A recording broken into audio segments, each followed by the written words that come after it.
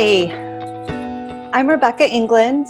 I am the founder of Rebecca England Coaching, and I work with divine rebels who are changing the world. A lot of social justice work and nonconformists who are out there creating a place that's where we all want to live. So today's topic and weekly challenge is magic. And where can you find magic? I love this topic and I can go on forever and ever and ever. So I'm just going to kind of hit some points and let it go at that. The first question is what is magic? And we discount magic in our culture a lot because it's not tangible. It's not your bank account with money or the car in the driveway. It's something that's elusive at times, and it's also in our culture we discount things that is not real measurable and that we can't really put our hands on. And other cultures really honor the unseen forces. So magic in the modern era and in our culture is something that I love diving into. And I don't know what magic is exactly. I wish I could give a definitive definition. What I do know about magic is you know when it's there. You know when it's there. And it's almost like magic is this kind of irreverent fairy, since it's woo-woo anyway, right? I'm going to go there. That's looking to sprinkle magic on you. And if your door is not open, she can't come in. So she'll go to the next person.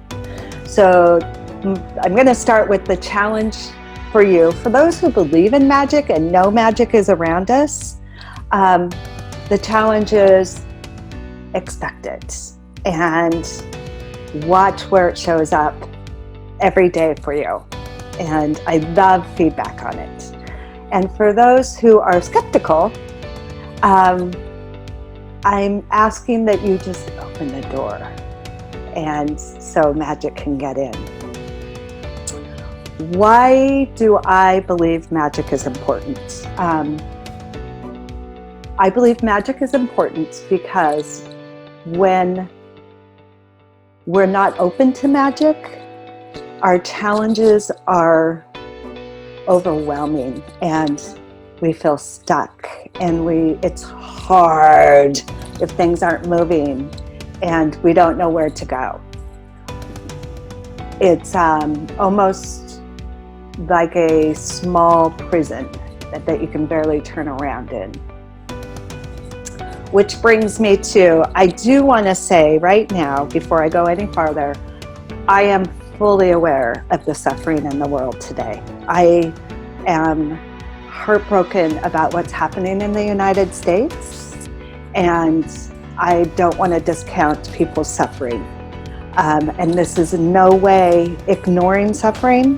As a divine rebel, we need to help change the suffering. And that's what most divine rebels are doing.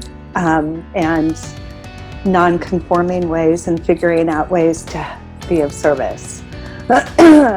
So that being said, I'm not discounting. There's unimaginable suffering going on. In the meantime, with these challenges facing us, we can be paralyzed. And it's hard, and we almost want to just get into bed and cover up and disengage with the world. And I want engagement. And when magic is there, you're able to engage. And what I know about magic is it's delightful. When you've been hit by magic, there is nothing I can't think of other words besides just delight. Just sheer delight. Think of laughter and wonder and joy all mixed into one. It's just delightful.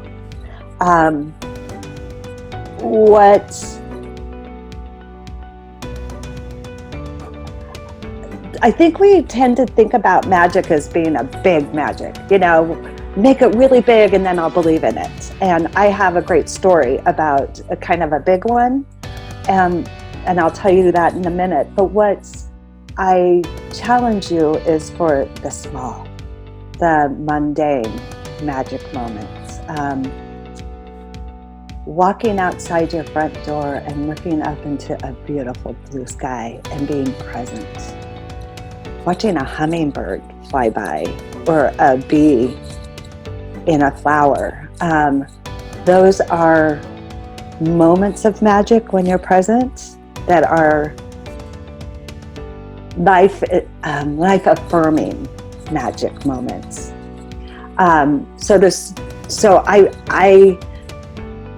When we see the small, mundane, daily things as magic, it's easier for the bigger things to come in. And I invite you to invite both.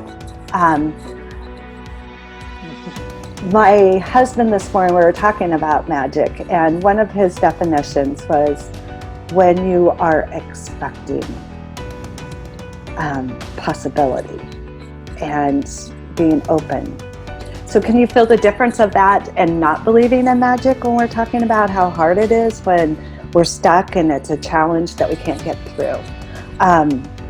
My husband traveled a few years ago. He was a consultant, and he traveled at least 50% of the time. And I can travel because I do my work via phone or video. But the cost of traveling to people, it gets hard. So one day we received a notice, or he got a notice that he had a companion airfare, and it was like a big deal, and it was through Southwest, making a big deal about it. And at first it's like, oh, you get to take somebody on a trip, maybe you should take your son. We were just both thinking it was a one-time flight. What it turned out to be was he had traveled so much that he could choose a person to travel with him on any flight he's on for free for 14 months. So he chose me, thank God. So I got to travel with him for 14 months on any flight on Southwest that he was on. It was a $5.90 charge for taxes per flight. Other than that, I went free. And that's magic. It was something that we didn't even know was a possibility, and that I was able to travel with him. So we took advantage of it, and that's magic. It's usually very unexpected. So some people just say lucky and, kind of pass it off. And yes, luck is in there. Also, he traveled a lot. We figured out how many hours he was in the air in 1 year, and it was ridiculous. So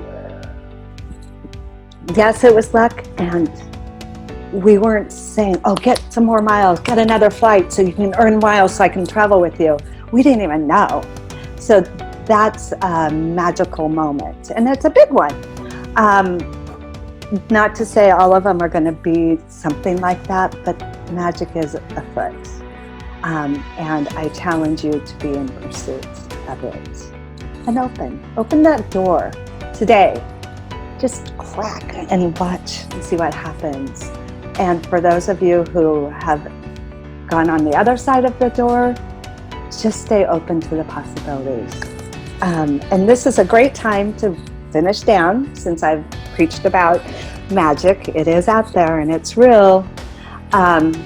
Join us for the Magic Cafe calls. It's where Divine Rebels meet, and we all get to just kind of throw a topic like magic on the table and talk about what it means to us, what it doesn't mean, people's experiences, and it's always fun because different people show up.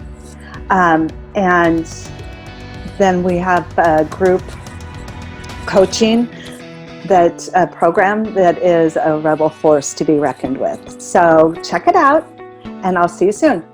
Bye.